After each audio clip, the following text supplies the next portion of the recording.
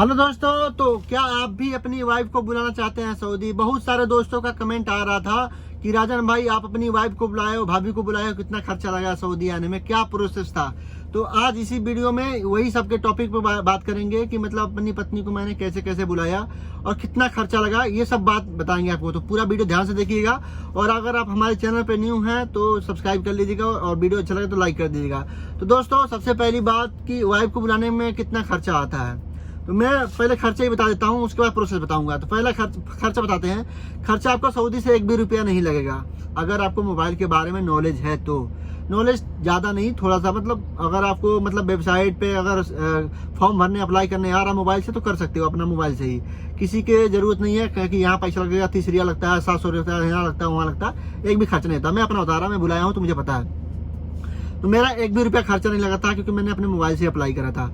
और अप्लाई करने के लिए पैसा नहीं लगता है, अपने मोबाइल में फ्री रहता है, पैड नहीं रहता, ठीक है। और सबसे दूसरी बात यह है कि इसमें कफील का राजी था मेरा, तब मेरा हुआ है। कफील का राजी होना जरूरी है। जो आपका कफील है, जो आपका बॉस है, जो आपका मतलब जिसके पास आए हो आप, उससे एक बार पहले आप संपर्क कर लीजिएगा कि मतलब मैं अपनी वाइफ को बुलाना चाहता हूँ। आप सऊदी में हो तो अरबी तो मालूम होगा, नहीं हो तो नए हो तो कोई बात नहीं, धीरे धीरे सीख गए होगे तभी तो बुलाओगे अपनी वाइफ को। तो उनसे पूछ लेना कि मैं अपनी वाइफ को बुलाना चाहता हूँ, क्या तुम इसके लिए राजी हो? तुम्हें तो दिक्कत तो नहीं है तुम्हें कोई? तो जरूर बोलेगा हाँ या ना। अगर अच्छा कभी होगा तो हाँ ही बोलेगा, नहीं तो कोई बात नहीं, ना बोलेगा तो भाई नहीं बुला सकते। तो अगर हाँ बोल दिया तो, अगर हाँ बोलने के बाद बता रहा हूँ, तो आपको सिंपली कुछ नहीं करना है। सबसे पहले तो आप अपने गूगल पे जाना, क्रोम पे जाना, वहाँ पे लिखना मोफा, MOFA, मोफा लिखना। मोफा लिख के आप वहाँ पे वेबसाइट पे सर्च करोगे ना तो वहाँ पे आएगा। सब वीजा का बारे में आता है, फैमिली वीजा अप्लाई करने के लिए आता पूरा प्रोसेस। अगर अंग्रेजी आती है तो, नहीं आती है तो आप एक काम करो, 30-35 रियाल दे देना, सबसे बढ़िया, अच्छी रहेगा तुम लोगों के लिए।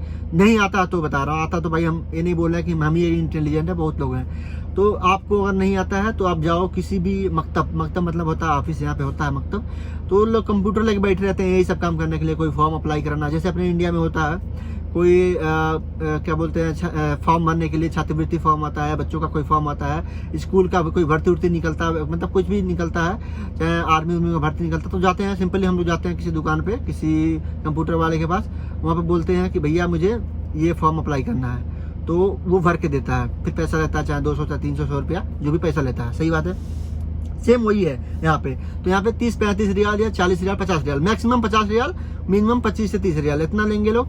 यानी इंडिया का 600-700 रुपया हुआ, ठीक है। तो इतना पैसा खर्चा बस होगा। अगर नहीं आता तो वैसे तो 1 भी रुपया खर्चा नहीं आने का, अगर आप मतलब जानकारी है तो ये हो गया क्लियर। इंडिया में खर्चा कितना आता है? इंडिया में खर्चा आता है आपको पैसा वीजा स्टैंपिंग का, जो मतलब वीजा स्टैंपिंग का खर्चा कितना आता है टोटल बता रहा हूँ, 14,600 रुपया। इंश्योरेंस करवाते हैं लोग, वो लोग इंश्योरेंस खुद करके देते हैं, तो 3 महीने का इंश्योरेंस भी रहेगा आपको, और 3 महीने का इंश्योरेंस में पूरा मिला के आपको 14,600 रुपये लगेगा।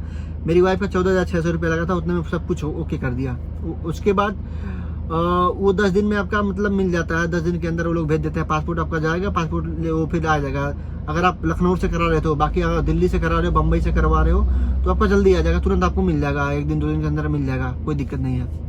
मेरा लखनऊ से हुआ था, मैं अपनी बता रहा, मेरा 1 हफ्ता लग गया था आने में मेरी वाइफ का। तो उसमें 14,600 रुपया खर्चा लगेगा, और बाकी टिकट का खर्चा, यानी वीजा स्टैंपिंग का और टिकट का, 2 ही चीज़ का खर्चा लगता है। तो वीजा स्टैंपिंग का 14,600, बाकी टिकट तो अपने ऊपर है निकालना, कितना का निकाल रहे हो आप। जैसे अच्छा फ्लाइट लोगे, अब सऊदी अरबिया जो फ्लाइट होता है उसमें महंगा टिकट आता है, तो अपना फ्लाइट का भी होता है, और क्या बोलते हैं टाइम का भी होता है। टाइम क्या होता है, अगर मान लो 10 दिन पहले निकलवा रहे हो, 20 दिन पहले निकलवा रहे हो टिकट, तो आपको सस्ता मिल जाएगा। तत्काल टिकट निकलवा रहे हो, मान लो आज वीजा स्टैंपिंग हुआ, आप कल का सोच रहे हो कल मुझे जाना है, तो कल का टिकट निकलवा तो महंगा मिलेगा, जरूर मिलेगा महंगा। तो ऐसा नहीं, आपको जब मर्जी हो, मतलब वैसे टाइम रहता है 3 महीने तक, क्या रहता, मतलब वीजा स्टैंपिंग होने के बाद भी 3 महीने का टाइम रहता है। 3 महीने के अंदर कभी भी बुला सकते हो, कभी भी 3 महीने के अंदर। 3 महीने के बाद वो वीजा एक्सपायर हो जाएगा, तो 3 महीने के अंदर आप बुला लेना, कभी भी टिकट निकलवा लेना, 1 महीने बाद निकलवा लेना, या 10 दिन 15 दिन बाद निकलवाना, अपने हिसाब से निकलवा लेना। तो टिकट का खर्चा कितना आया था मेरा 24,600 रुपया आया था। वो इसका रीज़न है ये है कि उस टाइम पे सऊदी में छुट्टी चल रही थी, मतलब 2 महीने का छुट्टी हुआ था, मदरसा बंद रहा था। हर साल 2 महीने की छुट्टी होती है, जैसे अपने यहाँ वैकेशन होता है 1 महीने का छुट्टी होता है, आम खाने का हमारे यहाँ बोलते हैं, वैसे सऊदी में होता है, यहाँ पे 2 महीने का छुट्टी होता है। तो उस छुट्टी में बहुत सारे ड्राइवर रहते हैं, चाहे कोई भी मतलब घर जाते हैं लोग, छुट्टी में घर जाते हैं, 2 महीने आराम करते हैं, उसके बाद जब मदरसा खुलता है तो लोग आते हैं। तो मदरसा खुलने के टाइम में मेरी वाइफ का वो सब काम हुआ था, तो इसलिए सब लोग जो आ रहे थे वापस, उसलिए ज़्यादा पैसा लगा, क्योंकि उस टाइम पे फ्लाइट सब फुल हो रही थी। और जब लोग ज़्यादा रहते हैं तो कोई भी दाम बढ़ा, मान लो कोई आम बेच रहा है तो उस पर ज़्यादा भीड़ है तो आम का रेट बढ़ा देगा, सस्ता नहीं करेगा। तो वैसा हुआ था, वैसे फ्लाइट का रेट बढ़ गया था। नहीं तो अगर आप मतलब अभी कराओगे इस टाइम पे तो आपका 15 से 20 हज़ार रुपये में टिकट निकल जाएगा। यानी 15 से 20 हज़ार रुपये वो मान लो, मैक्सिमम मान लो 20 हज़ार पकड़ लो, और 15 हज़ार रुपया ये पकड़ लो, 14,600 यानी 15 हज़ार पकड़ लो, यानी 20 और 15 35 हज़ार रुपया टोटल आपका खर्चा होगा। टोटल 35 हज़ार रुपया खर्चा होगा आपको सऊदी में अपनी वाइफ को बुलाने में। बाकी रही, आप लोग कितने लोग कमेंट कर रहे थे कि खाना पीना कहाँ खा, रूम भाई कफिल रूम देगा ना, कफिल जो तुमको रूम दिया उसी रूम में रखोगे ना, या अपना रूम लोगे भाई तब तो उसका अलग खर्चा देना पड़ेगा। तो वो सब नहीं, मैं अपनी वाइफ को अपने रूम में रखता हूँ, कोई दिक्कत नहीं है। मेरा कफिल तो राजी था पहले से ही रखने के लिए, तो इसलिए मैंने पूछा था उससे।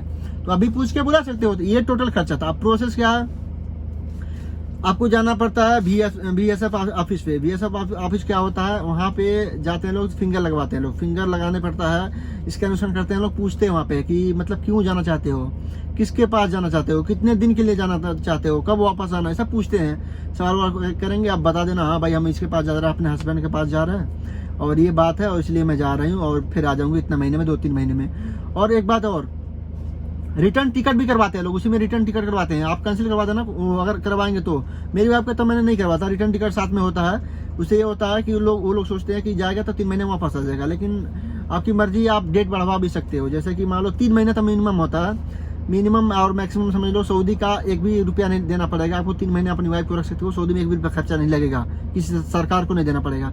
लेकिन अगर आप चाहते हो अपनी वाइफ को 3 महीने और रखना या लास्ट साल भर रखना, तो उसके लिए सऊदी की सरकार को आपको कुछ पैसा पे करना पड़ेगा, 180 रियाल की 100-150 रियाल पे करना पड़ता है। तो 3 महीने में एक बार आपको पे करना पड़ेगा, 150 रियाल या 180 रियाल पे करना पड़ेगा।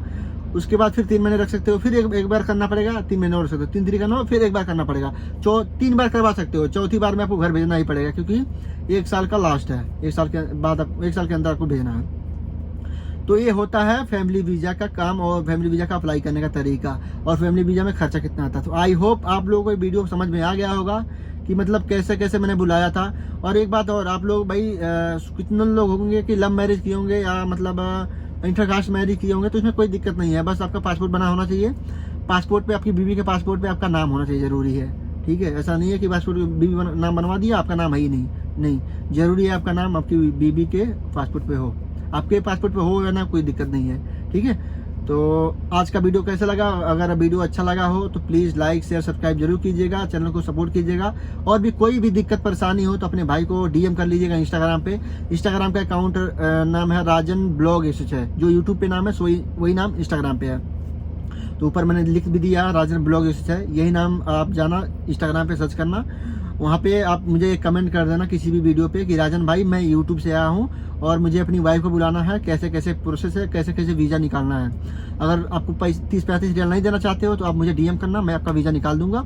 आपके कफिल को बोल देना बस कि ओके कर देना, जब मैं यहाँ पे भेजूंगा मैसेज तो ओके कर देगा। ठीक है, बस इतना बोल देना, बाकी आपका मैं वीज़ा निकाल दूंगा, कोई दिक्कत नहीं। ठीक है, तो आप इंस्टाग्राम पे फॉलो करके मैसेज कर देना। ओके, तो आई होप सब समझ गए होंगे, बाकी कुछ तो है नहीं इस वीडियो में।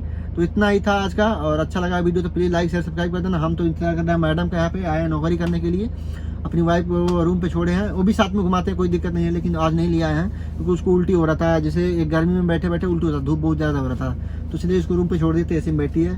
तो बस आज का वीडियो यहीं पे खत्म करते हैं। Bye bye, tata, love you. और वीडियो को शेयर कर दीजिएगा जो अपनी वाइफ को बुलाना चाहते हैं सऊदी में, या जिनकी वाइफ इंडिया में है और हस्बैंड सऊदी में, सब लोग बुलवा लो अपनी वाइफ को, ज़्यादा खर्चा नहीं होता। अगर लेडीज़ देख रही हो तो बुला अपने हस्बैंड को बोलो कि मुझे सऊदी जाना है, वो बुलाओ। 35 हज़ार रुपये खर्चा, 1 महीने की सैलरी है, बस ज़्यादा खर्चा नहीं है। ठीक है, हमने बुला लिया, हम नए हैं, तो पुराने लोग क्यों नहीं बुलाते हैं? तो सबसे बोल के बुलवा लो, अब आओ आप लोग सऊदी घूमो। ठीक है, bye bye, take care, love you, ख्याल रखियो, लव यू।